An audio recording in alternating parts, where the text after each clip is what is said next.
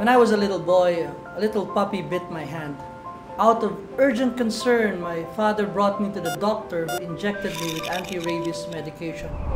At that time, I resented a bit my father for subjecting me to the pain of an injection. But we all know that my father did it not out of a sadistic desire to hurt me, but out of real concern and love for me. In a somewhat similar way, that's what motivates God. In fact, God never does anything for any other reason except love. Love is what moves Him. Love is what stirs Him. Love is what drives Him in everything He does. Let me share with you 3 common instances when God is motivated by love. First, God is motivated by love when He blesses us. My wife loves gifts, and I love giving her gifts. Whenever I see the expression of sheer joy in her face every time she opens a gift, that is truly a priceless moment for me. You know, in the same way, God blesses us because of love. He loves seeing us happy. He is elated whenever we are joyful. Indeed, He rejoices with those whom He loves. And secondly, out of His love for us, He allows challenges to come our way, if only to see us fly.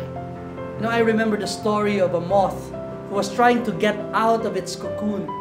A man passed by and saw the moth struggling to come out of its cocoon. Moved with compassion, the man decided to help the moth by removing the cocoon. Just then, the moth falls to the ground and dies. Then the man realized a very important truth. The moth needed the struggle to get out of the cocoon in order to strengthen its wings, for it to be able to fly. In a similar way, God allows us to suffer challenges of life because of His desire for us to soar high in life. And He knows that the only way for us to reach our highest potential is for us to become stronger as human beings.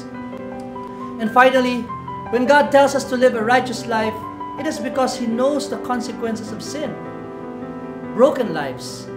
He knows that being unfaithful to your spouse can lead to broken marriages and abandoned children.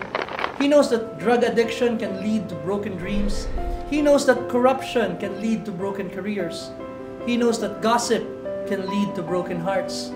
In other words, God tells us to avoid sin, not for His sake, but for ours.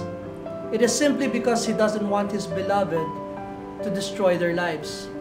Today, I am not perfect. Do you know what? I am loved perfectly by a perfect God.